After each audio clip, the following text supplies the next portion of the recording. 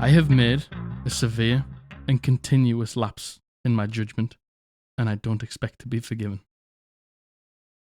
I understand that we had gotten 50 comments on one of our previous videos, but that was recorded before I had asked again for you to give me 50 comments.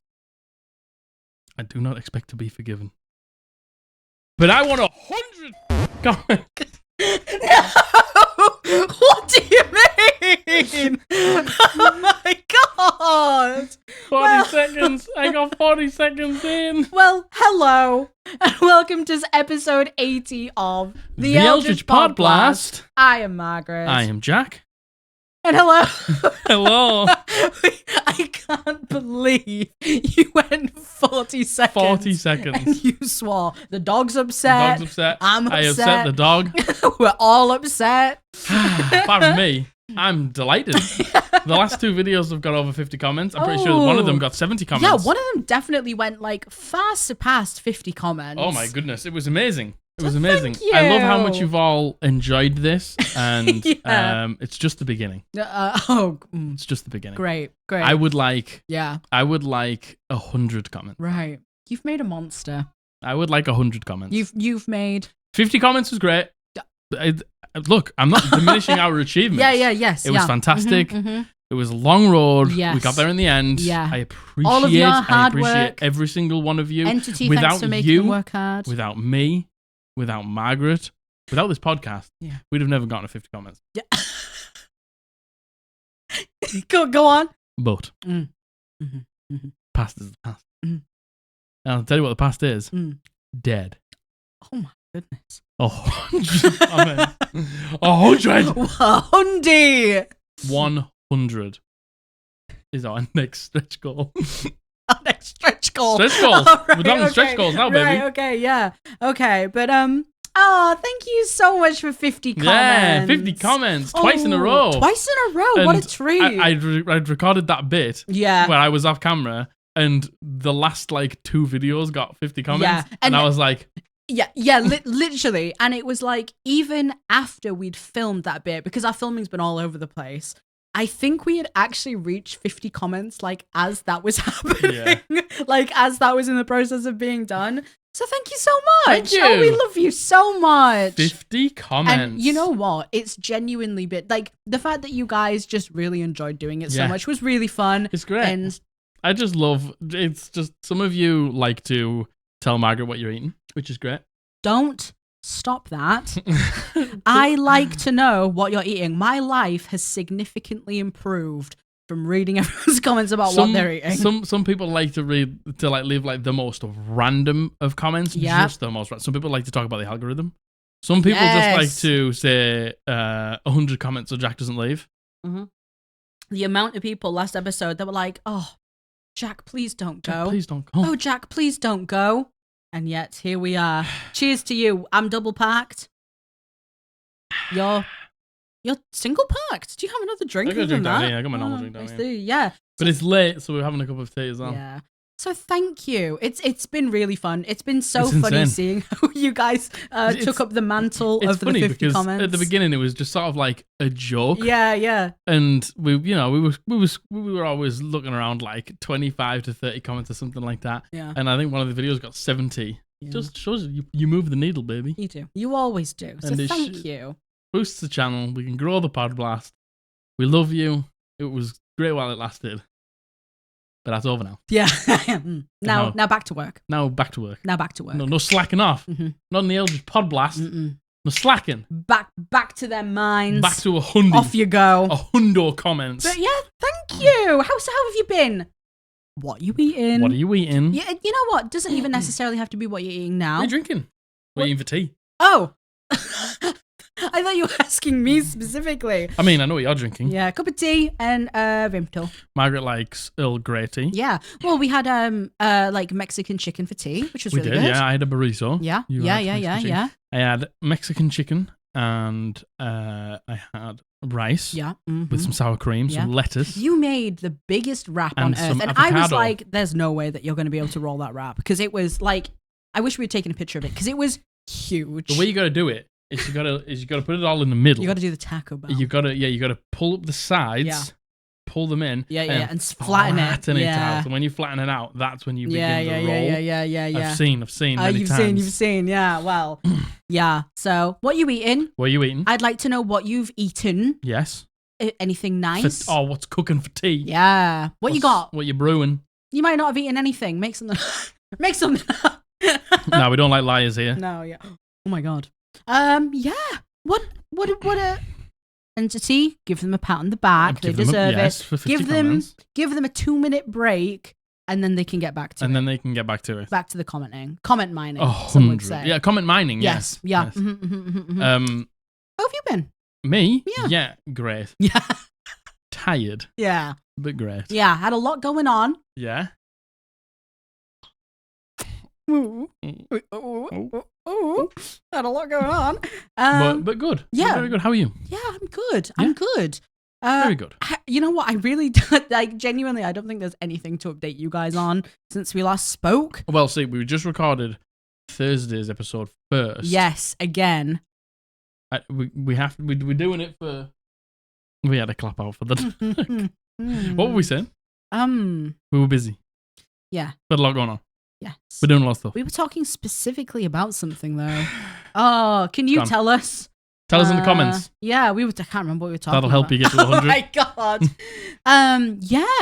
Yeah.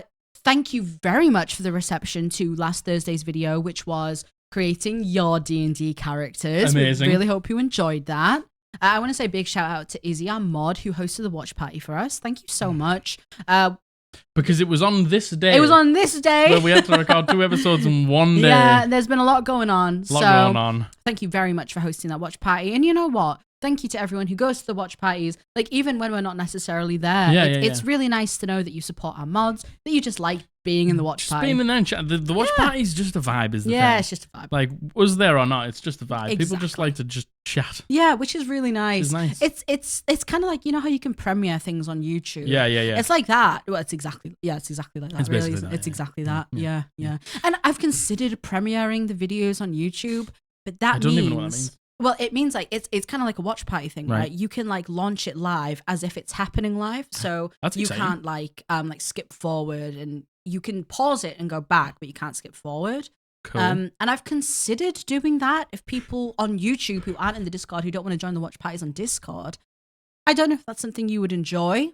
I don't know. You tell us. Let us know. Let us know. That's something we could consider potentially. So. Yeah, apart from that, really. We got something to talk about. We do have something to talk about. We have something very exciting to talk about. Take a guess. We would like to announce our first sponsor. The first sponsor of the Eldritch Podblast. And it is very, very amazingly The Delver's Guide to Beast World by Howlett. Sure is, Games. baby. This bad boy right here. Look at it! So, first of all, oh my gosh, our first sponsor. What an amazing, exciting opportunity. Yeah. Thank you so much to Cole, specifically from Fenris Publishing, who hooked us up. Yeah. We very much appreciate it. We'll talk more about that later. Shall we just get into it? Let's just get into it. So, our first sponsor, we are so... Oh my god. Oh no, you've gone under. You need to go over. You need to go over. It's heavy. Okay, sorry. Yeah. Come on, Margaret. Pitch. So, let's just give a little bit of background to this. Yeah. So, this is, again, the first sponsor we've had, and we are so very lucky that our first sponsor for a D&D podcast is something D&D related. And not like HelloFresh or Raid Shadow Legends. Which, hit us up, because we'll do that too. We'll do that too. But, so, The Delver's Guide to Beast World, it is a 5e supplement, and it includes 24 new playable furry species that are all very good. That are all hot. Very good. There's 12 new subclasses for each, an exciting and a customizable wagon mechanic, as well as shops, traveling towns, NPCs, spells, and so much more. So much. Like, I know I don't have one of the actual player's handbooks there, but you can see. I've got the player's handbook. I got the DMG. I got Yeah. Xanathar's, and that's the thickest book on the shelf. You can see how There's much is so in this much book. in there. There It's is so much unbelievable. content, and this isn't even all of it. No. They have already, since recording this, had another very successful Kickstarter for a supplement to the supplement. Supplement to the supplements. So I guess that leads me on to saying that this was first set up as a Kickstarter. Yes. So they Get this. Get this.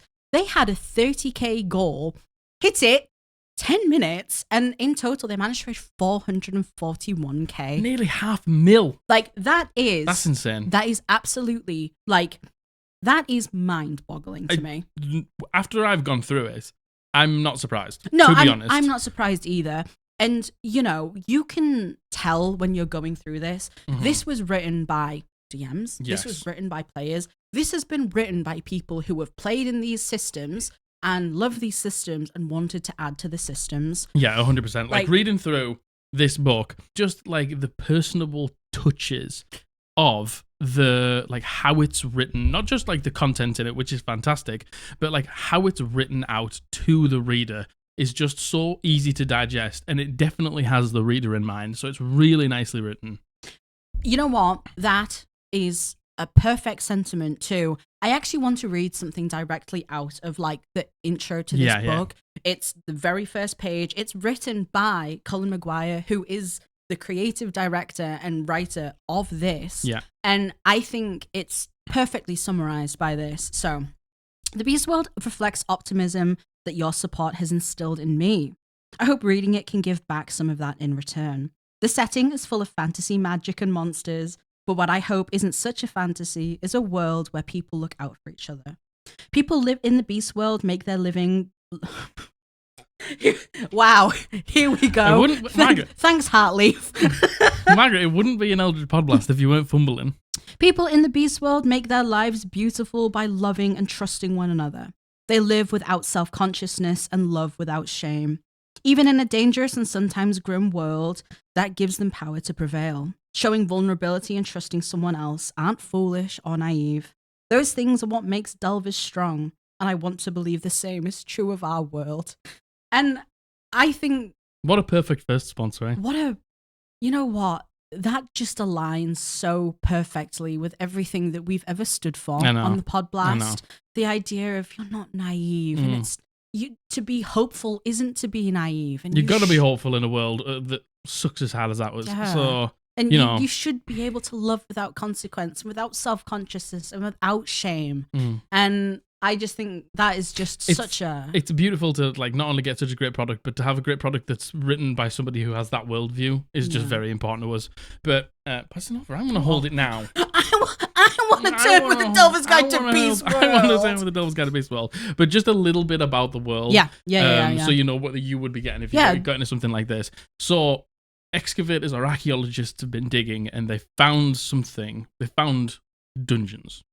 They're a new thing in this world. A new profession has come about because of it. The dungeon delvers. So adventuring is a new thing. Yeah. Dungeon delvers are almost heralded as rock stars. Yeah. It's they're new and mysterious. The adventuring world is brand new, and all merchants and all people just want to get in and help you. And you as you go along dungeon delving, you go from just being your everyday delver to becoming a household name, to then becoming somebody with the room falls silent when you walk in. It's just such a beautiful refreshing take on adventuring and dungeoning and things like that. As well, how many new races? 28? 23. No, 32 new playable races. And how in depth they go. We picked out some of our favorites. Yeah, it's absolutely... Well, we have. So, again, there is a billion new races in here. Because there's so many, and we've got, I've read through all of them. They're absolutely amazing, and it takes it's beautiful how it takes real world animals, because obviously they're all anthropomorphic animal races. Yeah, they're furry races. They're furry races, and it's beautiful how they take them and they take what they are as animals in the real world and turn them into racial abilities for the characters. It's so cool. So I was torn between two different ones, right? I was torn between the Vulpine and the Bat because.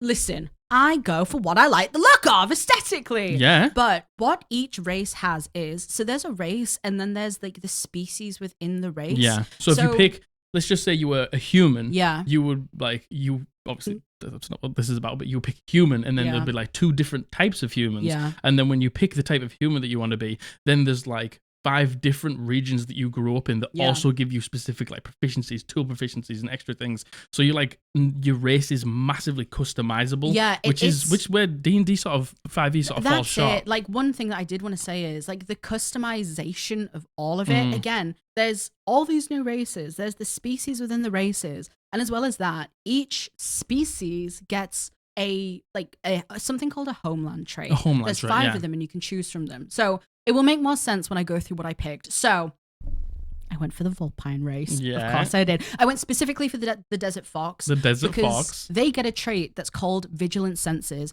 And it basically means that you can spend 1 hour like unmoving, like meditating, I guess, in or an even area. sleeping. And focusing on the area that you're in. And then once you spent that hour, you will know if any creature, it specifically says creature, enters the area 90 feet around you. You're like a walking alarm spell with a far bigger radius. That's exactly what I said. So and cool. to be able to go anywhere and spend the hour to do that, I think is awesome. Yeah. The next thing I chose is I picked the Alamant's home trait for Sense for Betrayers. This is a bit of me. This is Margaret all over. So what Sense for Betrayers does is it gives you proficiency in deception and advantage on insight checks to see if someone has a secret motive against you. How cool's that? If that ain't Margaret. If that ain't my shit all Margaret over. loves just checking if you can swear. Yeah, I did check if I can swear. But yeah, like that is, you love, we all know that you're a big roleplay fan. And being able to suss out everybody's secrets is what Margaret likes to do the most. I've always said I love stacking the charisma and I love stacking specifically insight. Yeah. And finally, as well as that, if I spend 8 hours continuously with someone, I can get advantage on insight checks to see if anyone has any secret motives against them as well in 24 hours. Listen. The investigator. Sounds super juicy, doesn't it? Yeah. Sounds super juicy. I love that. So yeah, I picked the Vulpine, I picked the Desert Fox. Obviously mine was more combat based. So I picked the bovine for my race, and then I picked which one did I pick? The bison. The bison, because they have something called Unreal Grip. Get this. Are you ready for this? Unreal Grip means that if you are only wielding one weapon, you can only do it with one weapon. If you're wielding a 2-handed weapon and no other weapon, you can wield it in one hand, and that means you can hold a shield in your other. So you can get a massive AC and hold a 2-handed greatsword, which is insane. Yeah, you can. And then I picked the Alamant's homeland trait, and that gives me, I get to add 3 to my intelligence modifier when I'm trying to learn a new language or a tool proficiency. And I'm big on tool proficiencies in games, because I think when you play a martial class, I think you can really bring a martial class alive to be unique outside of combat with the tool proficiency. I completely agree. Yeah. Bach had blacksmithing. Yeah, I completely agree. And you know what? I don't know what that says about us as people, but there you go. Big cow guy. There you go. Yeah, no, I'm a really big fan of the races. And the art in the book is just, the art is I'll show you later gorgeous. with these, because these are fucking mad. I would like to think I've taken some B-roll of specifically like some of the things in this book and the deck of delvers as well to like be showing as we're talking, because the artwork, and we'll get onto this, it's outstanding. Is incredible. But another thing we want to mention, because it's a big part, is the wagon mechanics. Yeah, the wagon mechanics are insane. The wagon mechanics, like, genuinely are fucking awesome. So the thing is, with a lot of, I've spoken to a few people in our community who've wanted to like bring their like lives on wheels with them during it, but they've never been able to like figure out like how to mechanically do it, because it is a lot to do, especially for a dungeon master. That's like an entire another element to your game. Yeah. This breaks it down for you. You get like the schematics, the top down like square by square view of like how big your wagon would be.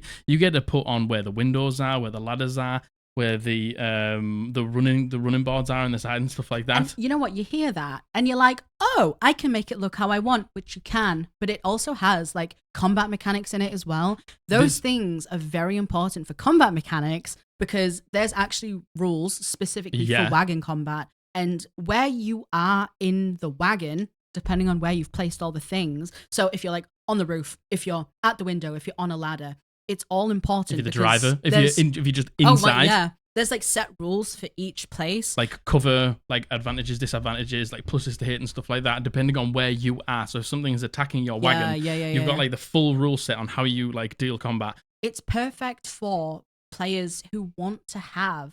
It's kind of like an extension of themselves, right? And not only that, it levels up with you as well. That's so good. There's 3 different types that you can choose from. Yeah, first 3 of different all. wagons you can choose There's 3 from. different wagons, and they all have different stats to them. And then, as well as that, as your party levels up, the wagon levels up, and of course, each wagon type you choose, they each have their own individual thing that levels up. Think of it like a character with like a class ability. It's like it levels up with you, which feels really good. It's so cool, and there's customizations out the wazoo with it. And I will definitely put B-roll in the back of the book. They actually give you the schematic for your wagon, and you can choose how you organize all the things. Yeah. It's just a nice extension of yourself, because we tried in one of your games to kind of have a homestead, yeah, right? but you're never there. But we're never there. So but there's like furnishings that you can buy for it as well. Something that goes with you, and you can decide who sits where. I think that is such a huge...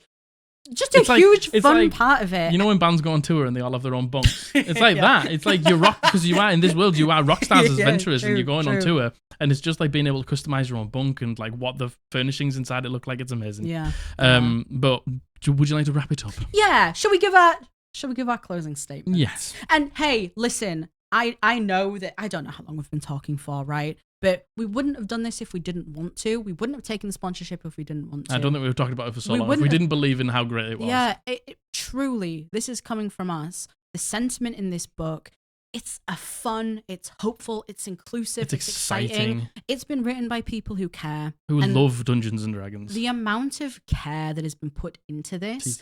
And it's had, we've spoken to these people, and they are very incredibly kind, welcoming people, and we just feel so lucky to have been given this opportunity. It's written with DMs in mind. Listen, everything is so high quality. Yeah, it is. It's unbelievable. Like these, each one of these decks, they're called the Deck of Delvers. They come with 55 NPCs that you can pick from, with art, with names, with stat blocks, with proficiencies, with magic items that they might have. It's how to play this person, like little things that they do. This could literally take off the entire work of thinking up NPCs for an entire campaign. 55 NPCs. There's no way your campaign has more than 55 prominent NPCs. Yeah. That is lifetime's worth of NPCs. Agreed. And they look beautiful. They look beautiful. They feel beautiful. You have to trust us. The quality of these things are beautiful. The quality is just so good. You can see we got a little guy. We got a little guy. That's a monster in the world. It's a monster in the world. He's called a Batwolf. And listen, you know what? If this isn't a perfect amalgamation of Rayla and TRP, I don't know what Batwolf. is. The Batwolf. And everything is so incredibly well made. So, yeah. Honestly, that's kind of it. That's everything. Thank you so much to Heartleaf Gaming for sponsoring the first sponsor of the podcast. Yeah. So them taking a chance on us is unreal. So we can't thank them enough. So please show them some love. We will leave links to all of their socials below. We will, of course, leave links to Fenrish Publishing, where you can actually publish this. Obviously, buy it. Where you can publish when you can purchase. Purchase. We of course have the hardcover copy. You can get PDFs of this. PDFs for $19.99, by the way. Yeah, I know. Isn't that That's insane? Fucking cheap, for that much information. That's for that much content for $19.99. I know I mentioned it in the beginning. They have also just literally today, day of filming, finished up another Kickstarter for a summer in Dungeon Town, which is a supplement to this. To be fair, when we were speaking to them, one thing that they said was, we want to make it so clear that Delver's Guide to Beast World and Beast World on a whole isn't like a one and done thing. They're continuously planning on releasing supplements. Like DLC for a game. And they use the phrase, for a long, long time. For a long time. So, please. So this is the first... And then a summer in Dungeon Town will be coming out soon as well, like that. So yeah. Please consider head on over and pick something up if you want. It would obviously help the podcast out. It would help them out, and the product is fantastic. It's a small team of people who love D&D, And listen, if that doesn't speak to you, I don't know what does. Yeah. And finally, I know I keep saying finally, I would actually really like to say thank you to Cole specifically for Fenris Publishing. Cole is a squad blaster. Cole is a squad blaster. That's how we got the sponsor. Watches the podcast, reached out to us, gave us the opportunity. So thank you. And thank you so much again to Cullen, Lexi, and Celius, who we had the absolute pleasure of talking to. And congratulations on such an amazing Kickstarter. On your success, but I'm not surprised. I'm not surprised. With the quality of the book and what's inside it, I'm not surprised. So please go take a look. So go pick something up if you want to. Yeah. Thank you. I was about to wave. I was about to be like, and that's your fill for the day. All right. That's the day. I'll put it back up. How long are we talking for there? I don't know. Long. It's exciting. It's exciting. We've got our first sponsor. And we're forever grateful. I remember when we started this podcast. Yeah. When we were starting this podcast, you talk about like what might be possible and stuff like that. And for us, we were just talking about like, imagine if we could get monetized in the first year. I know. And then go from there. And it's just like, we got monetized in like 3 months or something. And now we've already got our first sponsor. People have sent us microphones. We've got a Discord with 1,300 people. And it's just insane how far this podcast has come in the first, 10 months? Yeah. So, and it's because of all of you. It is. So thank you so much. And please go and check it out and pick something up if you do want to. Please do. All right. Man, I can't believe it. I'm feeling look, we got a Batwolf. And we got a little Batwolf. And yes, the Batwolf's staying for all the spooky season, potentially beyond. Deal with it.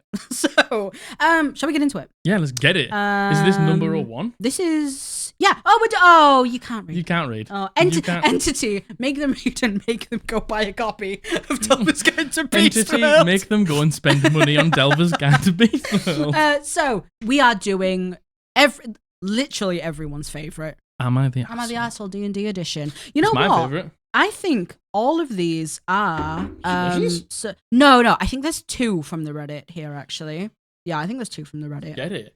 So, that makes me excited. Should we just get into it? Yeah, let's get it. All right. So this has been sent in by Anonymous, and he goes by he, they. Thank you, Anonymous, for your submission. Thank you so much, Anonymous. Anonymous. A while ago, a group of friends and I were all new to D&D, and other than the DM, our only experience was playing a game of Curse of Strahd. We were told our new campaign was going to be set in a custom world where magic was outlawed, although there was an exception for divine magic.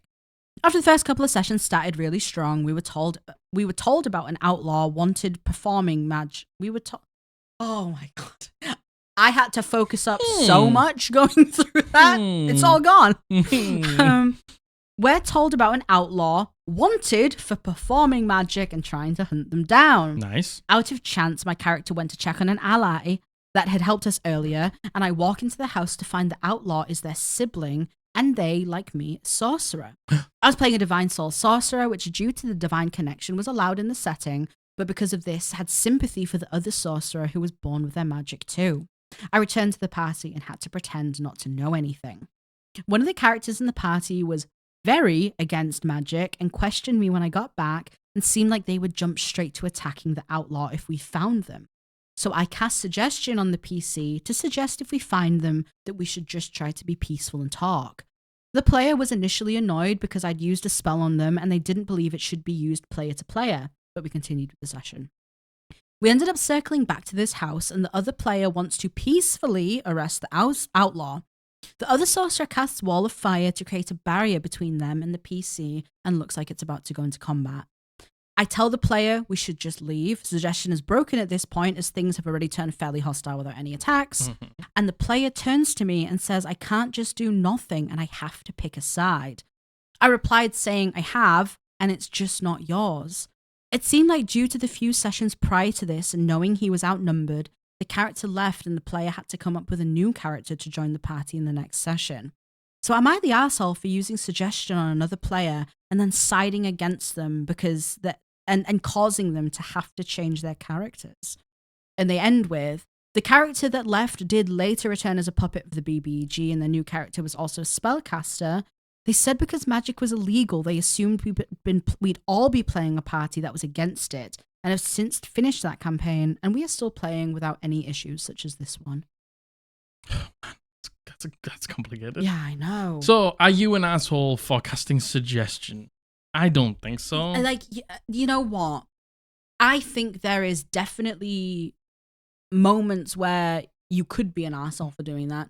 Do I think In casting this scenario? Do I think casting suggestion to stop like hostility Yeah. between Like, you're an ally that Yeah. is like a sibling of your ally? I Yeah. don't think so. I think that's very nuanced. And do you know what? Good on the Dungeon Master, because this sounds like a compelling plot thread. I It sounds agree. like a compelling plot thread, and like tough decisions. And the thing is, D&D and Dungeons and Dragons is full of tough decisions. Yeah. It's full of morally grey decisions. Yeah. Yes, it's against the law, but I like this person, so I don't want them to.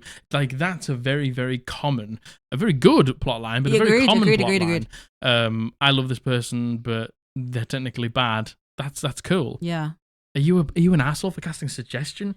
No, but what I don't understand is why they had to leave. And what I don't understand is why they were like, well, you have to pick a side. Why? Like, see, you're making me pick a side. I was going to say the only person forcing sides to be picked here is this person. Yeah, and, is you. And also, it's like, as you know, there's discussions all the time about what is metagaming, right? Mm-hmm. But as a player, not the character, as a player, if the other player's character is like, let's not kill them, you can still be like, oh, against it, but you don't have to actually go and kill the NPC. Yeah, you can be like, right, well, we capture them, and we take them in, you know, and what we I question mean? them, yeah, and tell them to leave, and tell them to never come back, otherwise they're going to die or something like that. Like, you can do that. You don't just have to kill. Yeah. And it's so hard because it's like, normally I would be like, no, you shouldn't side against the party.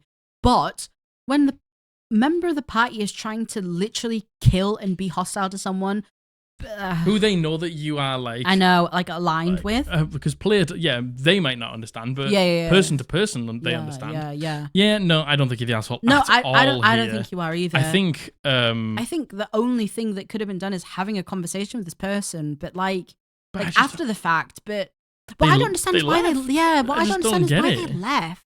And now they're aligned with the BBEG. Yeah. Oh. Kind of sounds like they were in the wrong to me.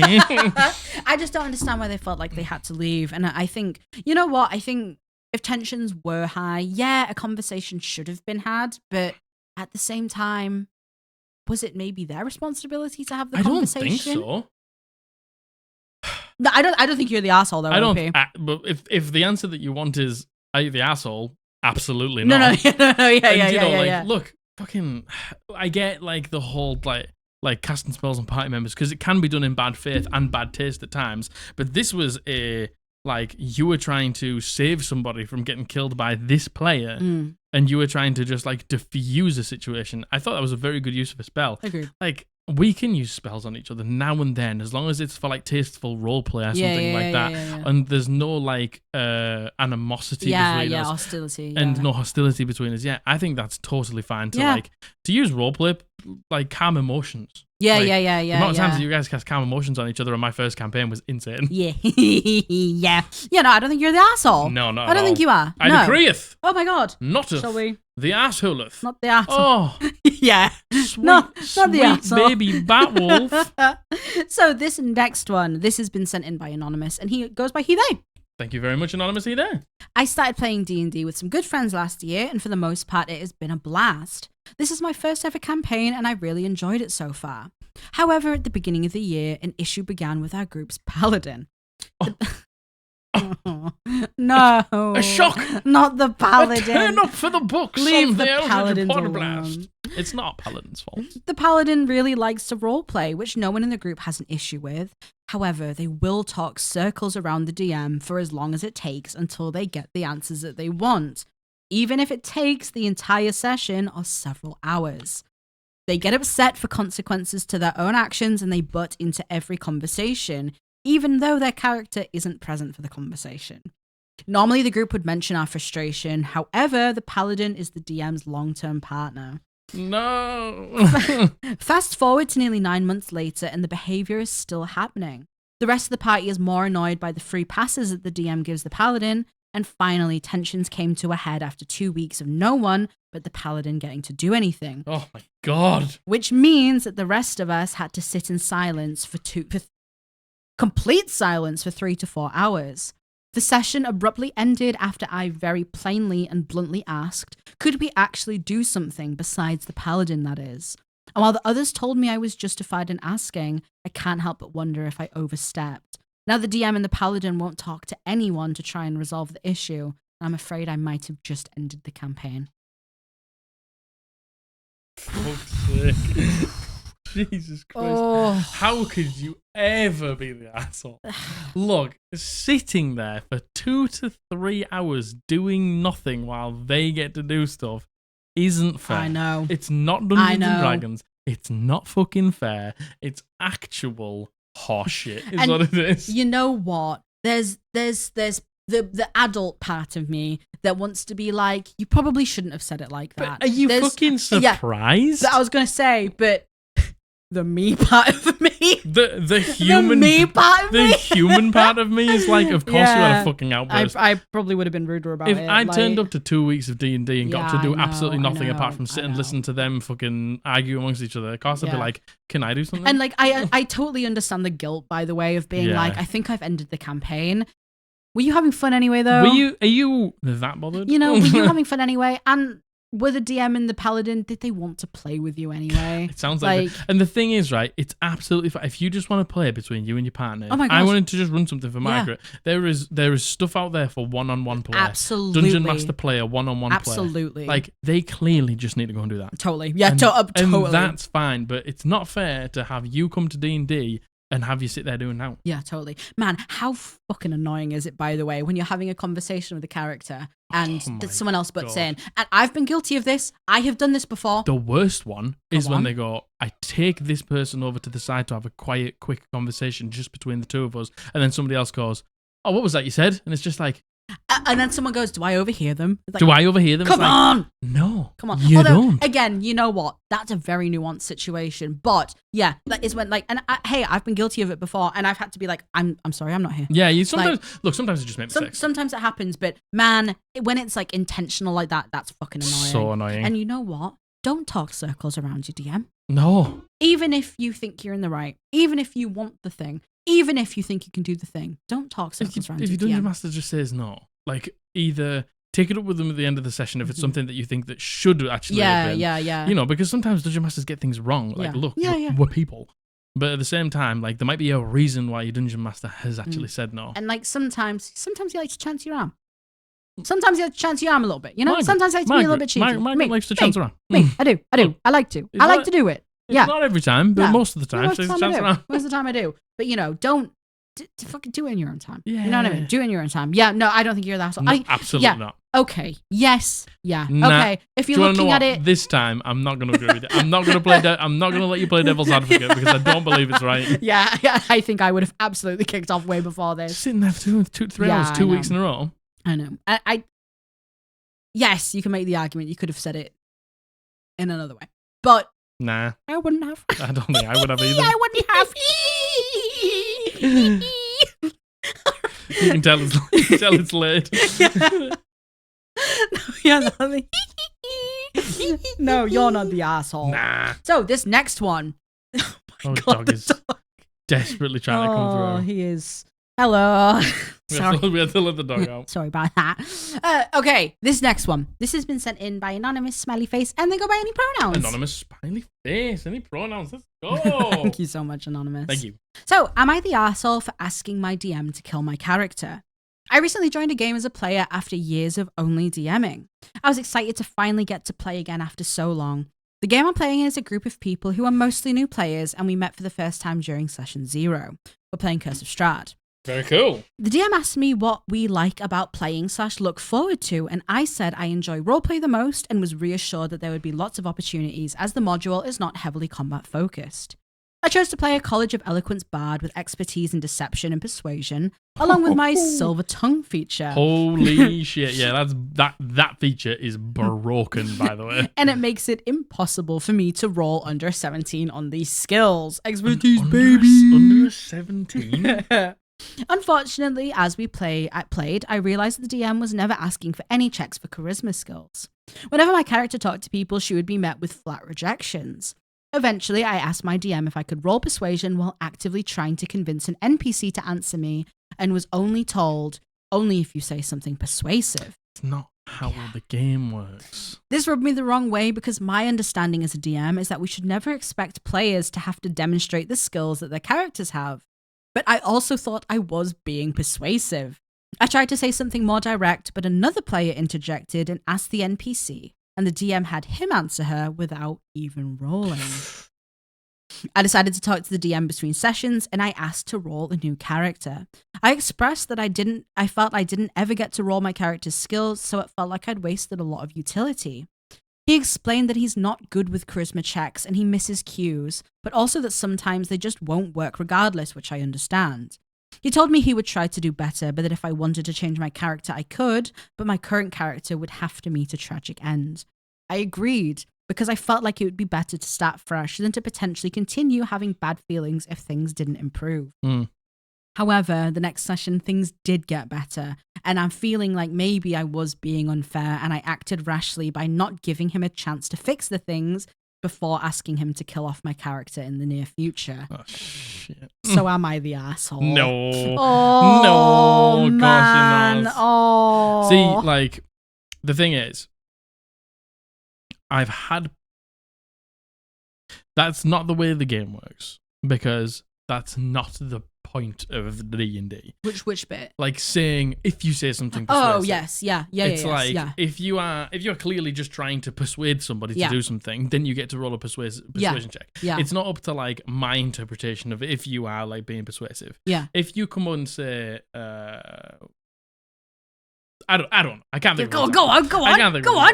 I don't know. I don't know. If I come up and say something even remotely persuasive, and the DM should be like, roll a persuasion check. Yeah, I think it can go the other way. See, that's the thing. It can go the other way. It can go the other way. If you, because I remember there was a submission that we had, and they were like, we actually roll to guide our role play because we are improv actors, and it's just like, you can't expect everybody to be an improv actor and be like thinking up really persuasive quips on the fucking fly to then only just get a persuasion check. That's not how the game works. Yeah, I also feel like this happens to charisma so much because it's one of those things where it's kind of a gray area, right? Like, I feel like there is so much room to interpret it differently. Whereas, you're not going to be like, when you're rolling to hit someone, you're not going to get someone to fucking see, flex their muscles to see if they can hit him. It's like, you know what I mean? Obviously. If we take that and, like, apply it to that, it's like, I run up and I swing my great axe and try and hit somebody, and the DM goes, all right, okay, and then moves on to the next person, and you're like,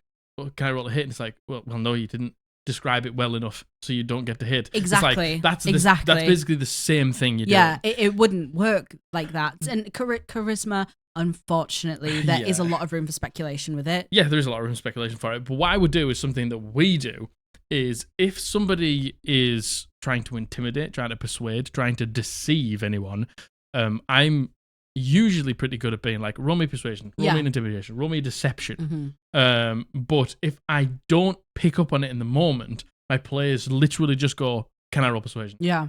Can I roll deception? Can I roll intimidation? Because there's times where that's what they're trying to do, and I've just not picked up on it. And I'm pretty good at picking up on it. Yeah, you are. And, it goes the other way as well.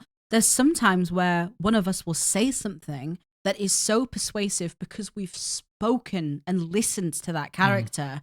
You make the decision to be like, oh yeah, well, they're persuaded to do something for you. But I'll say it out loud. Yeah. I'll literally be like, well, I was going to ask for a persuasion check, but I think that was really good. So that spoke to them. You auto-succeed, Yeah, basically. Exactly. Like, I'm happy to just say that out loud. Yeah. And it's so frustrating. And so we've kind of gotten away from the point there a little bit. No, we haven't. We're talking about persuasion checks, which is exactly what this is about. And, I feel for your DM as well, especially because he said, like, I missed the cues and I don't really know how to deal with it because I'm a new DM. Yeah. Like, do I think you what's I think you should should jump the ship? I think you jump the gun. That's what I'm looking for. Jump the ship. Jump the ship. Yeah, jump the ship. Yeah, I think potentially, you might have jumped the gun. Are you okay? No. I think, yes, you might have jumped the ship. Oh my God. Good night. You might have jumped the gun a little bit without giving him a chance to rectify it. But, like, surely you can walk that decision Sure, back, you want that right? decision back. And literally, exactly that thing that I just said there, just go to your dungeon master and be like, can we just put a thing in where if I'm trying to persuade and you don't pick up on it, I can just ask after I've done it? Yeah, exactly. Because, like, and the whole, they should definitely fucking drop the whole, if you say something persuasive, because that's fucking, absolutely, that's dumb as fuck. That's dumb as fuck. But, completely you know, so just, I would ask them to implement that rule. Are you the asshole? Absolutely not. No. Are they the asshole? Not really. No. That rule is stinky. Like, that rule do be stinking. That could just be like a lack of like social experience. awareness, or like not picking up on the social cue. Yeah, and I think a lack of a lack of what am I looking for? Experience. DM wise, to be able to. You got a million things going on here as a DM. Exactly. So just forgetting to ask for a roll because you're having the conversation and it already went the way that the player already wanted. Yeah. And you feel like, man, I wish I could have used my persuasion check there because, you know, that's why we roll the dice and get the big modifiers. And, you know, great news that your DM listened and has already started to do it. That's great news. That's and great. You know what? Honestly, OP, you can just say to them exactly what you said here, being like, you know what? I think I jumped the gun. I think I jumped the gun a little bit. And you're doing a really great job. You did a great job, like... Probably appreciate that. Yeah, could I maybe, like, how about we don't? How about we don't? Kill my character. You know what I mean? There's no shame in having some humility. Watch you say that and then go immediately back to Yeah, and they're like, persuade me. If you persuade me. Persuade me not to kill your character. If you persuade me. But no, yeah. I know. No one's the asshole. No, definitely not. No one is the asshole definitely not. All right, this next one. Single peep. This has been sent in by Kin, and she goes by she, they. Thank you, Kin, for your submission to our podcast. Am I the arsehole for nearly leaving a group after the DM killed my character during an unavoidable boss fight? I was part of a small weekly group a few years ago, and several months in at level 6, the party was cornered by an extremely high-level hag. The hag took each PC's blood and said that we could either die here or track and kill a dragon for her. And if we didn't, she would find a way to kill us anyway. We tried to negotiate or explore options, but the hag and the DM were absolutely insistent that we had to either fight the dragon or have a TPK. So reluctantly, we went to fight the dragon.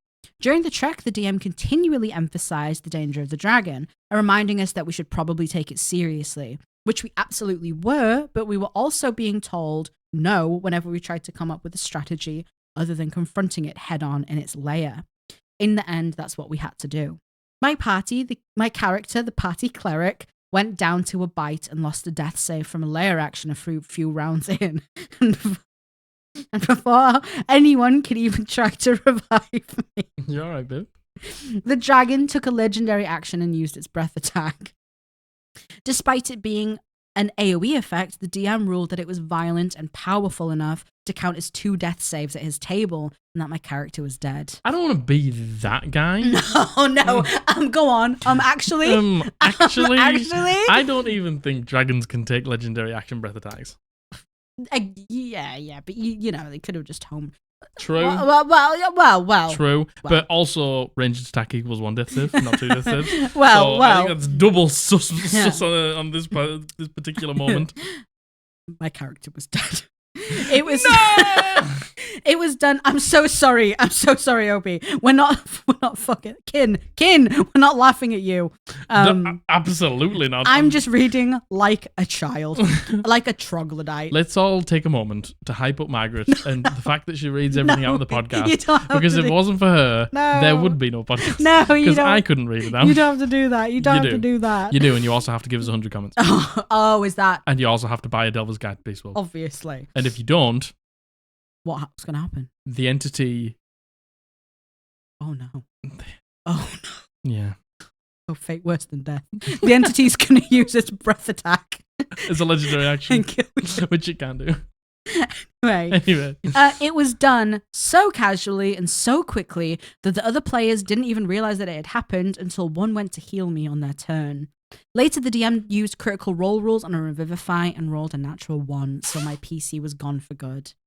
At the end of the session, I was obviously quite emotional and didn't stick around very long. Later on, when my thoughts were in order and I could avoid saying something I regretted, I messaged the DM to say how unfair I felt the entire thing had been handled, and that I and the other players felt like he'd gone into the combat with the express goal of killing someone for the emphasis of the fight. The DM responded that the dragon was dangerous and it wasn't his fault that we didn't avoid it and went into it unprepared. He said, quote, I don't owe you a chance and I'm not obligated to change my personal rules. I was speechless. I nearly quit the group then and there, and then the DM told me to take a week off to cool your head and come back with a better attitude after. Oh, baby! How about... In that moment, I'm gone. No, you. How about Uno reverse card? Needless to say, this soured my entire experience and the group ended up dissolving not too long after. To this day, I have a lot of trouble trusting any DM with my characters' stories and fates, even though I so badly want to build something amazing with them.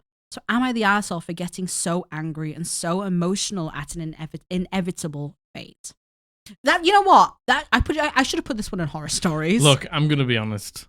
You've been done fucking dirty. Yeah. Oh, you've been done real bad. I don't wanna say. Well, actually, but you know, like you've been forced into a situation here. Very much so. And every single time you've said, well, maybe if we can speak to it, and the DM's gone, no, you can't do that. Maybe we can drop from the ceiling and get a surprise on it. No, you can't do that. So it's just been head on through the front door against the dragon, or it's a TPK the other side with the hag. And then it sounds like you've been kind of fucking duped. Yeah. Because... like, I don't owe you a chance. I know, and I'm still caught up on the fact that... Go on, Jack. Say it. Go on. You can't... Let me just check. Go on. I can't check. I was going to say, I yeah. can't check with my laptop. It's fucking dog shit. I'm absolutely certain. They don't even get it as a guarantee on their go. You have to roll the D6. You have to roll the D6 and get a 5 or a 6, and that's for a high level one. But, you know, like, to be fair, as Kin says... she felt like they were doing it they were always going to kill someone to put emphasis on how bad that dragon is. That's what I'm saying. It's like, I feel like they've just made things up in the moment. Totally. To kill you. Like, made up, like, it gets it as a legendary action. Yeah, and it takes 2 death saves, not 1. Yeah. That's not true. Totally. Yeah, I completely agree. You know, that's just like bending the rules to kill a character. It's like, look, we can bend the rules now and then if we absolutely need to as a dungeon master to make something happen that we need to. Yeah. But a character's life being that I know. isn't fair. And for what? Like, the party didn't want to do this anyway. No. They were given an ultimatum that they had to take, and they didn't want to do it because Kin said that they constantly went through and tried to get different ways to go about it, and the angles DM on it.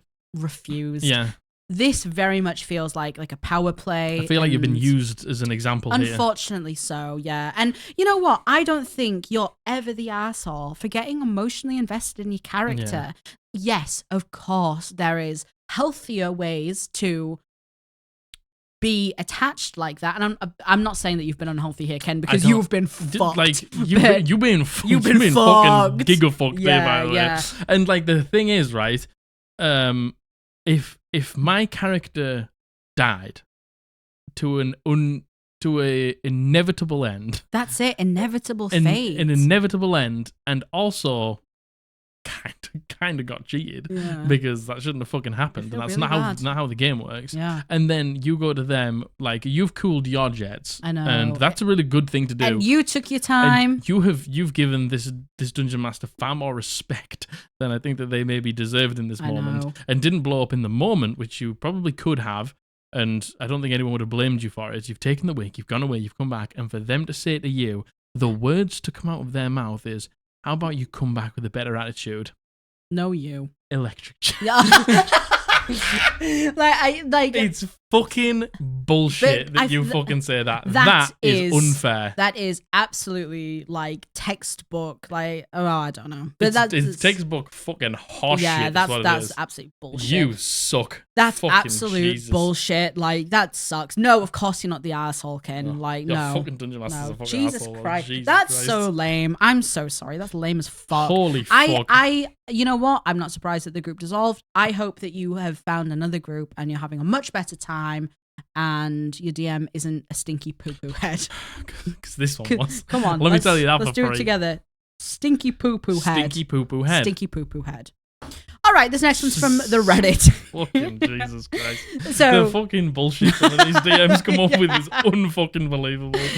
So this one's from the Reddit, and it is, am I the arsehole? Final campaign encounter. DM forces party to get away against their will. Oh my goodness. So we're playing a multi-campaign style campaign. Long story short, because none of us like DMing, we all decided to swap DMing, run a campaign that will last at least 5 sessions, have a grand finale, then swap to the next DM and move on to a different campaign. Okay. Which is still one Continuous story. Thank you. That's I nearly said constitution. Tonight was our current DM's grand finale. We'd been based out of this town that my paladin is from. The church is supposedly a holy site. I helped design quite a few of the townsfolk. This is why we don't film 2 episodes in one day. Let me see. I feel like you haven't had this level of unhinged in a little while. It's because it's 10:15 yeah, it is. in the evening. The church is supposedly a holy site. I helped design it, and quite a few of the townsfolk as well, since they were supposed to be friends and close family friends to my paladin before they set off. The entire campaign. That was written strangely. It wasn't me. Oh, you got... Interesting. Yeah. Interesting. You sound like that other DM. Oh, actually. Well, actually. The entire campaign builds up to this massive invasion of goblins that overrun the town. The head priest insists that if we stay, our party will die, but our party will die, but our party will get wiped. What does that mean? They die and get wiped. Oh, okay. We decide to stay anyways, and maybe we'll just get lucky. The DM really made us run the gauntlet, because after killing 40-ish goblins, apparently, listen, I'm not slagging off the person who wrote this, but I can say that because it's not a submission. Oh, is it not? No. Yeah, fuck this person. Go on. They really made us run the gauntlet. Because after killing 40-ish goblins, wow, apparently 40 more showed up to kick our asses. Jesus. The DM tells us that we need to run and abandon the surviving townfolk. Instead, our party barricades ourselves and about 5 NPCs in the local bar and try to hold out as they start breaking in. At this point, a bunch more goblins and ogres show up. Our ranger gets crit twice in a row. I end up losing my sword in a desperate attempt to throw it at the goblin, jumping through the window. Finally, the DM informs us that one of the townsfolk NPC found a secret trapdoor that leads out of town, and the mayor insists that we escape through the trapdoor while he holds them off alone. Being from the town, and of course being a paladin that I've been role-playing, refuses to run from a fight throughout the campaign, and I decided to stay and stand my ground with my townspeople. If I die, I die. At this point, our level 8 fighter had the highest remaining HP of like 12, I think, and no one had any spell slots left. Still, because of all the remaining townsfolk NPCs decided to remain behind and sacrifice themselves to save us, the party, we decided to stay and protect them. Either we all make it out or we all die. Well, that changed when a dragon suddenly flew down and crash landed in front of the bar. I figured, oh well, it was a good run. Wasn't expecting a dragon to appear in a goblin raid, but whatever. We get into a hot debate about whether we should stay or leave, but before we come to a consensus, the DM informed us that mysteriously a strong wind pushes our party, and only our party, into the trapdoor and through a tunnel which collapses behind us as we're being dragged through it. Oh. I tried to stand my ground to not be picked up by the freak wind, but the DM tells me that it's impossible.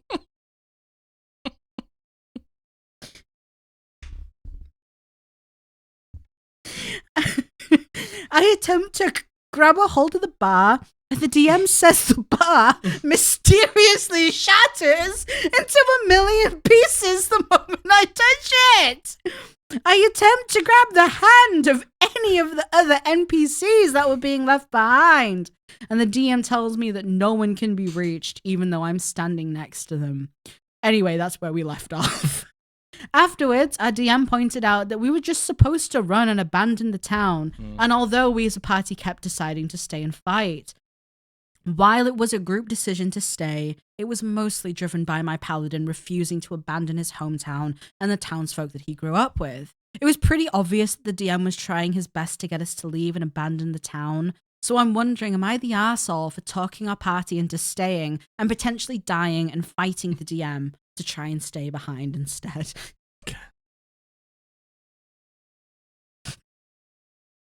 A mysterious wind. It's like, okay, 40 goblins. Okay, yeah, 40 goblins. All right, okay. Yeah, okay. All right. Another 40 goblins. Okay, all right. And some ogres. Yeah, yes. Yeah. Okay. And then more goblins and Okay, ogres. so they haven't ran. Okay. Okay. What can I do? All right. Flicks through the book. A dragon. Dragons. A dragon comes down and lands. Yep. Oh, nothing? They're going to be scared of the dragon. Okay. All right, okay. It's a tsunami.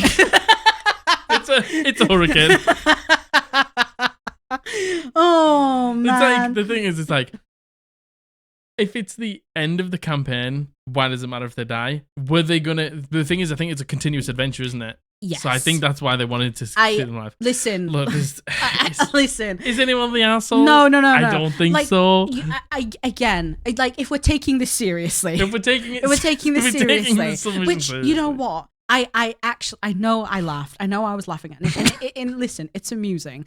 Yeah. But I do kind of feel for the DM because, as they said, no one likes DMing. Yeah. They all take it in turns. It's a continuous story. No wonder none of them like fucking DMing. The DM probably felt a lot of pressure to keep these characters alive because it's a continuous story, right? If nobody else had killed them. Yeah. And this was the only time they were going to die by this person's hands. Yeah. It's like you were obviously supposed to run, but you just didn't. Yeah, and you know what? It's one of these things where it's just gotten too far gone. Like, what should have happened? And this is me taking it completely seriously now, right? Yeah, it looks like it. If you're in a situation like this as a DM, right? And you're aware that your party could potentially TPK here, right? And they are adamant that they're going to stay. There is nothing wrong with pausing for a minute and saying above game, this is a really dangerous situation. There is a real chance of TPKing and the game being over here. I'm not going to hold back. Are you sure you want to do this? I think this Dungeon Master did that. I think it was very fucking clear. I know, but you know, like... The thing is, it was like, if it's a continuous story and these characters are supposed to be continued on, then, and maybe at the end of all of the other ones, they've made it out. It's like, well, of course you were supposed to fucking run. Yeah, that's the point. So the next person can take up the mantle. But what I will say is, not every party is aware that you can run. You know what I mean? We had this exact problem in your first campaign. Not this exact problem. I did throw 40. I threw 80 goblins, a handful of ogres, a dragon, and a tsunami, and then a hurricane. Yeah. Like, you know, we had a similar situation where, because we had never run from a fight, and we were still kind of new to, like, not D&D, but we'd never ran from a fight before. You'd never been used to, like, really tough combats. Exactly. And a dungeon master who will kill you if you make the wrong decision. Exactly. Yeah. So we didn't even think, it didn't cross our minds that we could have just ran, and we didn't, and then it went fucking horribly, and we had to run in the end anyway, but we didn't want to. Yeah. You know what I mean? Like, I'm a firm believer of, if something isn't explicitly said out loud, you can't expect everyone to understand. Like, sometimes people just won't understand. Like, I would understand that the DM didn't want to I would also understand, but I understand that not everyone would understand. Yeah, and you know, I think the thing is, I think that there's it's always helpful to have the conversation at the beginning of a campaign in session 0 of, it's okay to run away. Yes. I think that is always something that you should do. Because if you do run really hard combats and maybe they're on a dungeon crawl and it's gone wrong and someone's gone down and they've got no hit points, but the boss is still to come, or they've spent all the spell slots more than they thought they needed to, it's good to just remind them, it's okay to run, and by the way, this fight isn't looking good. Yeah, like, that's kind of when we know we're kind of teetering on the edge. You do like to say, it's really not looking good for you guys. Yeah. And we know that is your warning signal to us that if it keeps going the way it is. Yeah. If nothing improves quickly, then someone's gonna. Yeah, or we have to leave. Yeah, you have to And leave. we understand that now. Yeah. But we didn't before. Yeah. And, you know, I think OP's question here is, am I the arsehole for like kind of, like, they haven't forced the group to stay, but for really being the only one and the persistent one to be like, we need to stay and fight. And I think that's a really hard question because it's also nuanced, right? Yeah, I'm trying to take this as seriously. Yeah, there's no way you can know because you don't know if they've had that conversation. Yeah. You don't know if they're going to continue on with these characters. You don't know if anyone else has died in any of the other ones. Yeah. You don't know who's up next for DM. Is anyone the asshole? I don't think so. No, I think this was just unfortunately a lack of communication. This was just a massive miscommunication. But, you know, in that situation I was talking about in your first campaign, 2 of us were very much against going in. Yeah. 1 of us was. And that one person made the decision for us to go in when we didn't want to. Yeah. And that felt really bad. Yeah, it did. So, I don't know. It's hard to say. I don't think anyone's... I think it's just what a fucking weird situation. What a fucking weird situation. 80 goblins, a handful of ogres, and a dragon, and a hurricane. Yep. Well, and do you want to know what? For anyone who's new around here, that is Dungeons and Dragons. Yeah! Yeah! Anything can happen, baby. All right, this is the next one. This is kind of long, this next one. As long as it's not the last absolutely one. Insane. Oh, as long as it is the last one? As long as it's, no, not like the last one. Oh. No. We're only 6 in. I don't know how many I've done. Sorry? We'll find out. Don't worry about it. So this has been sent in by Anonymous, and he goes by he, him, his. Okay. Thank you, Anonymous, for your submission. Hi all, love the podcast. You have been a big influence in finally getting to play in my first campaign. Let's go. Congratulations. That's awesome. Unfortunately, I have been in an Am I the Arsehole / horror story from my current first campaign. I joined an early days online campaign of Call of the Netherdeep.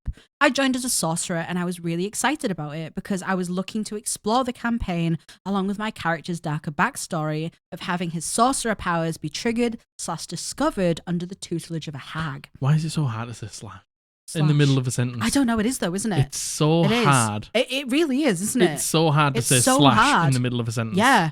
What shall I do? Shall I just go? That's what you should dab on the hairs. That's yeah. what you should do. Okay. Boom. Having his sorcerer powers be triggered, discovered under the tutelage of a hag. Let's go. It is really hard to say slash in the middle of a sentence, though. Really got to articulate that pretty hard. Yeah. Slash. He eventually escaped from her and went on to try and to escape his past and make a happier new life. A part of my plan was to have an exploration of power, misuse of power, responsibility of power, with some of that dabbling in what I consider to be righteous necromancy. My interpretation was utilizing killed corpses to turn back on bad guys. It was never meant to be an evil necromancer or anything, and if the undead that I animated survived the combat, they would be released, destroyed. Damn. To be fair, I didn't discuss my ideas with the group because we didn't really have a session 0 with me and the existing party members because I was joining later than the start of the campaign. Just want to let you all know that people are coming in being like, man, I've never done a session 0. And it's just like, that's okay. We hadn't either. So many people have not done session 0s. Yeah. So many people have never experienced a session 0. Yeah. It's just good practice. And you probably should have one. Yeah. But, don't come in here feeling like you don't belong because you haven't had a session 0. Oh my God, it's okay. We hadn't either. And you know what? Because we play with the same group of people, we haven't had to have a re-session 0 in a really long time. Because, and we're also like very good in real life friends. Who know each other's sort of like lives and backstories and stuff like that. But we have gone over these things before. Yeah. So, like, please, we hadn't either. Don't worry about it. It's something that... It's just good practice. It is. It's something that hadn't been spoken about too much. Kind of, I think, in like our generation of like D&D media, it is something that is talked about. Yeah. But it wasn't. So don't worry about it. Don't worry about it. Don't beat yourself up about it. No. To be fair, I didn't... Oh, yeah. We didn't have a session 0 with me. However, the DM and I had our own session 0, so I was apprised of his rules, etc. Early in me joining the group, everything was great. The party all got along well and we had a good time.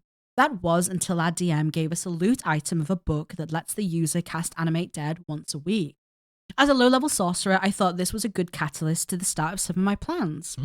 And sounds it. Me saying, like, the DM also knowing your backstory probably wanted to give this to you as Probably, well, yeah. right? Probably put that in for you, yeah. Yeah.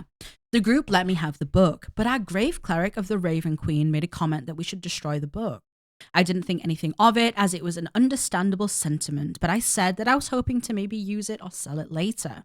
Nothing came of it until recently, when in a very tough day of adventuring, when he fought back many back-to-back battles and our party was tired, / most of our abilities low, without an opportunity. I think this is the most slashes I've ever read out in my life. Yeah, keep dabbing on them. Yeah. Fucking haters, baby. Without any opportunity for a long rest before having to go fight a boss to save a little girl who was going to be remotely killed if we didn't kill the boss quickly. In the journey to kill the boss, we were attacked by giant spiders that pushed us even further into using our abilities and taking damage. I felt like things were desperate enough that I wanted to try to use the book to animate the corpse of a Luxon priest who had been tortured and killed by the boss and his gang. I thought it would have been poetic and cool to help the party.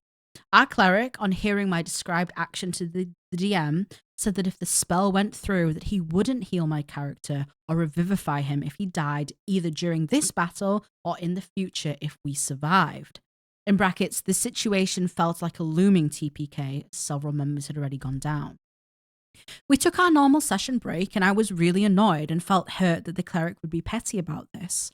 I had told him after I got the book what my general plans were, and at the time, he said his character would only be passive-aggressive about it, and it didn't sound like it would be a big deal to him. It doesn't sound very passive-aggressive anymore. After coming back to the session, we somehow survived the battle and beat the boss. Nice. After the session ended, I reached out to the cleric and told him I heard what he had said about not healing me if I animated undead, and I understood why he thought that way, but it seemed unfair because his play choice is limiting how I can play in what I view as an extortive / manipulative way. True. He just restated that he must follow what his god commands, otherwise he will lose his magic.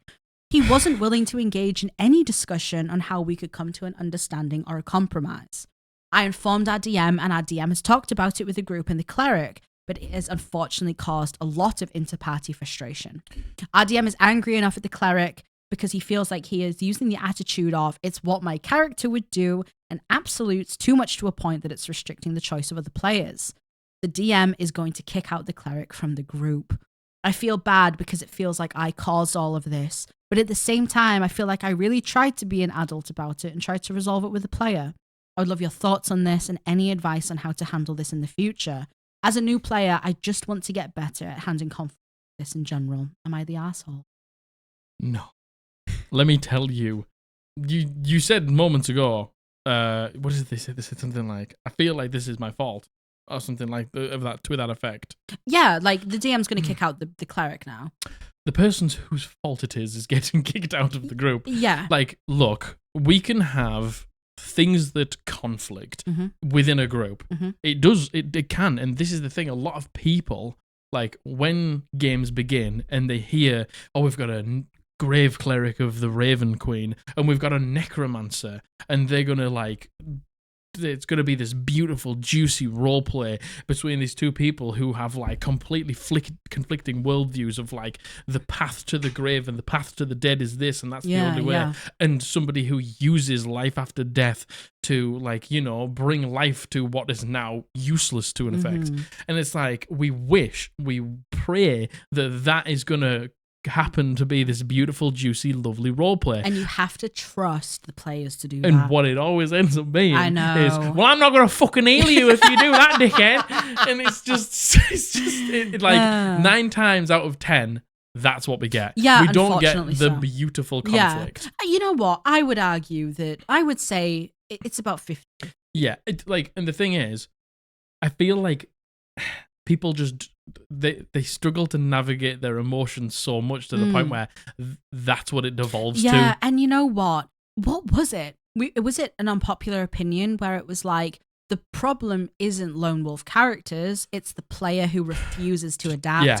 And that's this situation entirely. Like, this player is choosing to be really difficult about it. You can absolutely have ways that your characters butt heads and it's not disruptive to everything. Yeah. Like, this is disruptive. And listen, your DM, I'm telling you, put that book in for you to use. 100%. There's no way. And right, the thing is, right, let me just got my arm up on the wall. I'm chilling. Oh my God, we're vibing. I'm fucking Go on, chilling. take your top off. You gotta pay for that. You gotta pay for that. You gotta buy a Delta's Guide baseball for that. Yeah. So the thing is, right, there could have been in this moment where everything's fucking going wrong. Mm-hmm. Everything's going wrong. There could have been this brilliant, beautiful, like amazing roleplay moment where the grave cleric went, only this once, and we're going to talk about this later. And then they fucking like dove into battle with the undead, and it's like this completely clashing of worlds, but the necessity of it in that moment. Exactly. And that's it. That's the moment that we were all fucking looking for. Yeah. That cool one-liner when you're like, I know what you've done, but right now we have no option. And they jump in with their mace and they cast fucking guiding bolt, and then the undead zombie goes past them and kills somebody who was about to stab them in the eye. And it's this beautiful moment. And it's just like, but what instead you did was, I'm not gonna heal you, dickhead. I'm not gonna fucking heal you if you use that book. yeah. Like, so and you know what? Like, you have to trust the players, and you know what? The players have to want to do that. Yeah, they have to want to do that. And it sounds like the player just didn't want to work with you, didn't want to work with the DM. You don't know what the player said to the DM after the DM had the conversation with them. I'm sure the DM has their own reasons for wanting to hit the cleric. Like, no, this is not your fault. You did try to this. You did. Listen, you tried to resolve it amicably. Yeah, very much so. So no, you're not the asshole. Of course you're not. Like Margaret said, it's just like lone wolf characters aren't the problem. Conflict between two characters isn't the problem. It's when you act like a fucking child about it is the problem. Yeah. Is this going to be a full no assholes? This isn't no way. You tried not to use it for the sake of the cleric, but then the moment came where it was probably the right thing to do, and then it was going to be really thematic, and you even gave the cleric a chance to like be cool with it. Your DM was setting it up too. Yeah, and then you even went to the cleric and you were like, you know, and this cleric's a fucking loser. No, I agree. I agree. No, I don't think you're the asshole. Is this going to be a whole not asshole episode? Hopefully. Let's see. I know everyone absolutely pounding at the walls, screaming. Asshole! All right, this next one has been sent in by James Howlett. Pseudonym, it's Wolverine's real name, and he goes by he, him. Ooh! Thanks, Wolverine. Cheers, Wolf. Look, it's you. Oh, it's you. Cheers. It's you if you mated with a bat. Oh, no. No! Well. Anyway, I decided to run Lost Minds of Phandelver D&D short campaign for our Forever GM to give them a break. Nice. I was very relaxed with people choosing their race and class, as it was a one-off campaign purely for fun. Yeah. Our GM chose a satyr, half-goat, and another player chose an Aarakocra, a bird type, and a third chose a basic druid who could change into animals. Yeah, babe. Yeah, I just love the connotation. Just a basic druid. Just a basic druid. Me. Basic-ass druid. Yeah. You're really cool. And we all love you so much. Oh my God, thank you. I love you too. But you are a druid. Yeah. You do be druiding. I do be druiding though. The player chose the druid and identifies as male and chose to play a 14-year-old girl with a tragic backstory. Okay. During the game, there's an encounter with wolves, and the druid decides to use speak with animals to try and convince the wolves to stop attacking. The method chosen was to flirt with the wolves, as the druid has a very high charisma score. I allowed this as I believe the sole purpose was to trick the wolves into not attacking the players. Do you remember the time? Go on. I'm so going to go off on a tangent here, and we'll come back to this, James Howlett, I promise. Do you remember the time that Willow tried to convince the wolves not to attack, and she did a great job, but then she forgot to change and she got eaten alive? She got attacked and got knocked out. Do you remember? Yeah, I think I do, but I can't remember what happened and why it happened. So we had to convince these wolves to not attack. It was a mastermind plan. Yeah, it was a very big brain plan. A big brain plan. They'd basically broken into a fortress, taken it over. There were some wolves there, and they were like, "Your masters are coming back. How about we let them into the pen? When they come in, you just ravage them. You just ravage all the goblins. Yeah, you kill them all." And so the wolves were like, I rolled a natural 20, so they were like, yeah, all right, fine. 100%. We'll do that, yeah. Willow used, because she was a furball, yes, she used to disguise herself as like a goblin. It was an orc. It was an orc. It was a half orc. And she was like, we've got him. We've got the kids. Yeah. They're in the pen with the wolves. They're in the pen. Come on in. Let's go see. Willow leads them. Willow leads them over. Forgets to drop disguise self. She opens the cage. and all the wolves All attack the her wolves because she walked in as an orc. and they knocked her down. She was unconscious because Oh of my it. God. Oh my god, it was so funny. Yeah, I do remember that moment. And I put on such a weird voice, I hurt my throat and couldn't talk for 2 days afterwards. Oh no. Oh, anyway, I'm so sorry, James Howlett. That's Anyway, oh, carry on that's- with Wolverines. that's all I can think of. So, sole purpose was to trick the wolves. Yes. Not attacking. Yes. The druid then changed into a wolf Yeah. and continued flirting. At this point, the player playing the Aarakocra was really upset and asked for it to stop. The druid player changed back into human form and told the wolves to wait outside the dungeon, and we continued the game. After the session, the Aarakocra player messaged me along with the usual GM to say how inappropriate the action was from the druid player. Mhm. They felt that playing a young girl and flirting and changing into a wolf was inappropriate. They also believed that the intent before the action was stopped was to have sex with one of the wolves whilst in wolf form. I hesitated for a few days, but eventually spoke to the druid and stamped out the behaviour. They were genuinely hurt and said it was never their intent to be inappropriate, and they weren't intending to lead to what they thought it was going to be. And I never found out why they changed into a wolf. After listening to your Podblast, I regret not banning underage characters in my campaign. I'm asexual, so I wonder if I just missed something here, as I didn't think it was so bad to flirt with the wolves, and I didn't think it was heading that way. I would have definitely stopped it before it got to that. Am I the arsehole for not speaking to the druid straight away, as I wasn't entirely convinced that there was an issue? No. What do you think? I don't think you're, first of all, no, I don't think you're an arsehole. However, I do think if someone comes to you in confidence and says what this person has done, regardless of what it is, I think it's inappropriate 100% for a 14-year-old girl. Oh God, you know my stance on it. Yeah. I don't even allow underage characters. Exactly. I think that is extremely inappropriate, and I would have also felt exactly the same. Yeah. I probably wouldn't have been as polite as this player has been, but if a player comes to you in private and says, I have a problem with this made me feel really uncomfortable, and then you sit there for a few days and you don't immediately, and you're sat there going, oh, I don't think it's a problem, I think that's a problem. Do you? Or do you think it's better to, because we don't know, this might be what they did instead. If somebody comes to you and says, I've got a problem with what this person did or what, because again, as I've said, underage, no fucking way. And I always say to talk about sexual, no matter who it is, you talk about sexual content and what level of stuff that we allow. If nobody likes flirting, then we just fucking don't do it. Yeah. Like, that's totally fine with me. I have no fucking want for any sexual content in my game. That's not why I play D&D. But if somebody came to me and said, this, and I was like, okay, that's not the way I see it, I would probably take a day or two to fucking figure it out in my head. Yeah. I would maybe take a day or two to be like, let me try and understand it from their point of view a little bit better before I go into like, the thing is, the conversation happened. True. Yes, it did. The main thing here is the conversation happened. That's what matters. Yeah. Whether it happened the instant that they were told or a couple of days later, the conversation happened. You know what? Yeah. No, that is a good point. And you know what? I think I'm projecting maybe some bad faith onto OP here. Yeah. Like, I think it's because I hear that. I hear they present as male and they play a 14-year-old female girl and then flirts with wolves, then turns into a wolf, and like, yes. Yeah. No, we don't know what their intention was. We don't know. But, we can fucking use our critical thinking and probably think it's probably going to go where we think it is. I do.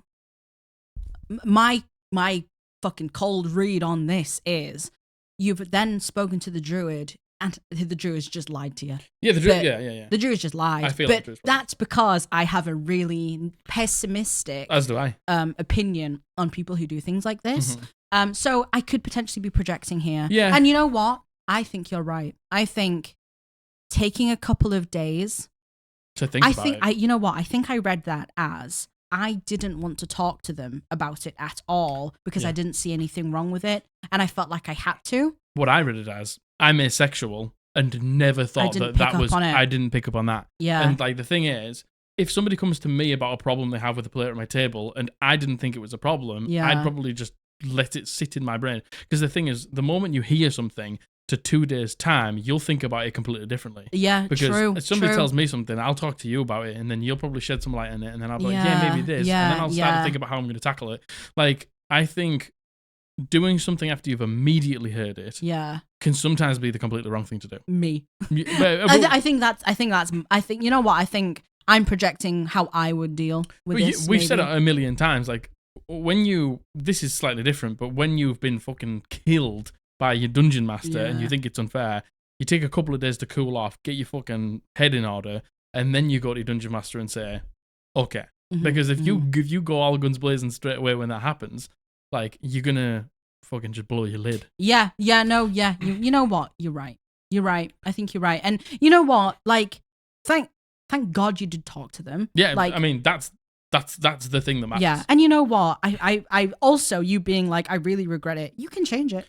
You can still change the rules now. Yeah, you can say that there's no underage people in the game now. You can change the rules. And what? You made a mistake? To jail with you. You know what I mean? To jail with you. You're never gonna have all the answers in the beginning. You're never gonna make the right decision first time every single time. Yeah. You just can't do it. Yeah. Like, because you just do not. Like, we live and we learn, and as long as we come out the other side better knowing more, that's all we could want. Yeah, and it's a hard one because this was like a one-off campaign, and you know what? My advice would have been, this is why it's so important to have session zeros. 100%. This is why you have to talk about things like flirting. Yeah. This is why you have to talk about things like underage people in the game. You will have to talk about this because situations like this happen where our Cocker player was very uncomfortable. Super uncomfortable. I would have been too. Like, but it would have never happened in our game because we ban underage people, and we all also agree that flirting's okay. You know what I mean? And we know that that's where it'll end. Yeah. You can have relationships with NPCs, relationships with others.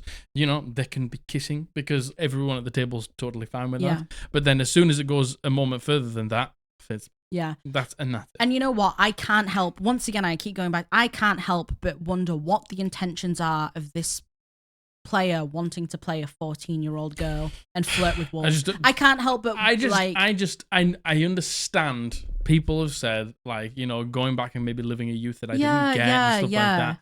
To me, like, if it's tough in it because, like, you know, to me, it's just wholly inappropriate. Yeah, I just don't get it. But, you know, if that's fine with you and fine with the rest of the table, do it if you want. But to me, it just ain't gonna happen because it just fucking makes things weird and complicated. Agreed. And like this. To me, there's just no need. Like, we can have a game of D&D where no one's underage and nothing is lost. Totally. Nothing is not gained by you playing a fucking underage character. No, absolutely, totally.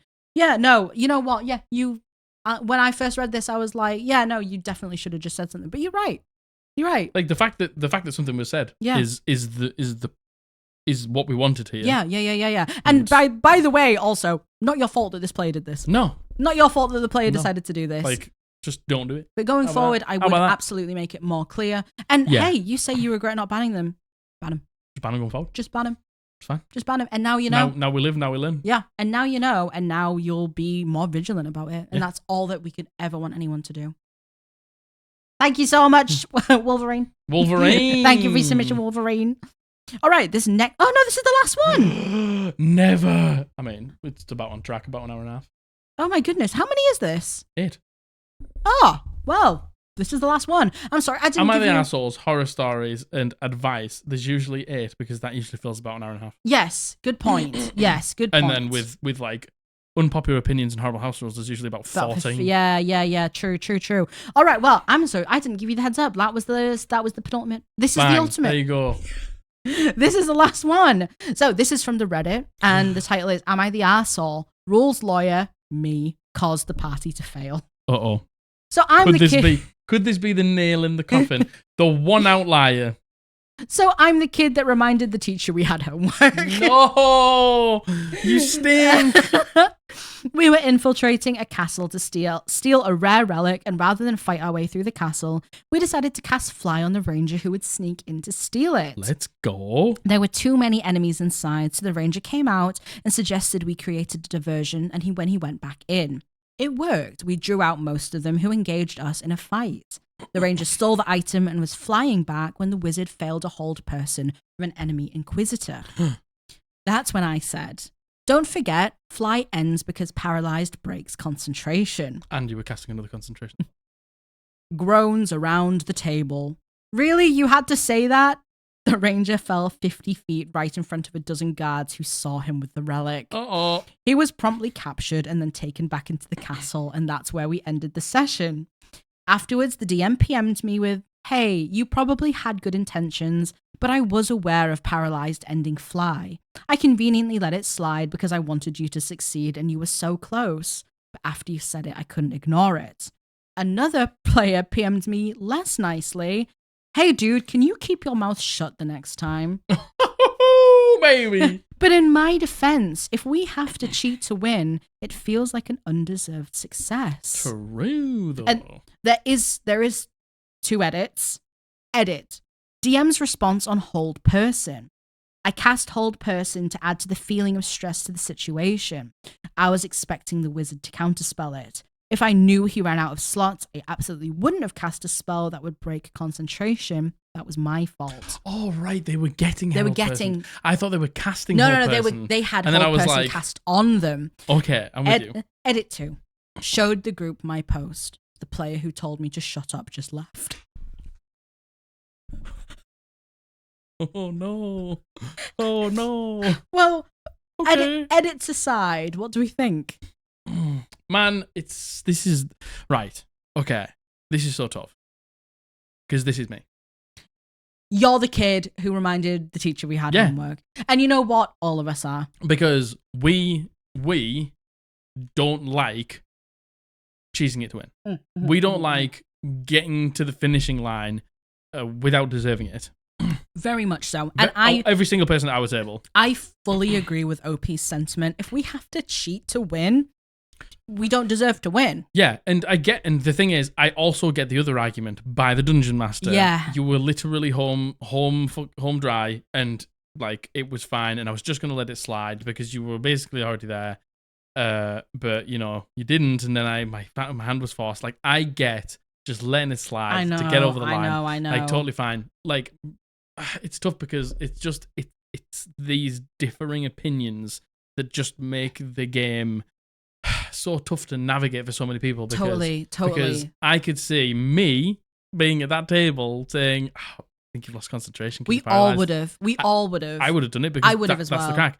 And, you know, the thing is, I'm the worst because it's always when it happens to me. It's always to your detriment. Like, when I'm the one that, like, as I play Basil, everyone's like, oh, it's okay then. I'm like, nah, I've lost concentration because of this. I need to make a concentration check. Like, nobody will remind me to make a concentration check. And I'll have been hit fucking 3 turns ago. And I'll be like, oh, need to make a concentration check. And I'll roll it and I'll fail. And I'll be like, well. Because I like to play by the rules. And, you know, I completely agree. And all of our table do too. It's one of these weird things where it's like, where is the line drawn between what is making a detriment to the group? But again, we would all do this.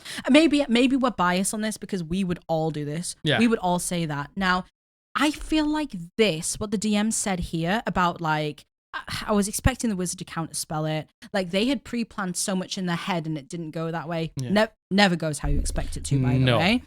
I feel like this is kind of akin to Rule of Cool, right? Like this is Rule of Cool adjacent where the DM was like, oh yeah, well I was just going to let it slide. But then you said something and I couldn't ignore it. It feels the same as, yeah, okay, well I'll break this rule and then the lines are blurred forever from that it's point. like when you break a rule as a dungeon master, the thing that you've got to say is, I'm letting it slide this time and this time only. It's not going to work like this going forward. Like if you get paralyzed, you will lose concentration, but I want you to succeed here.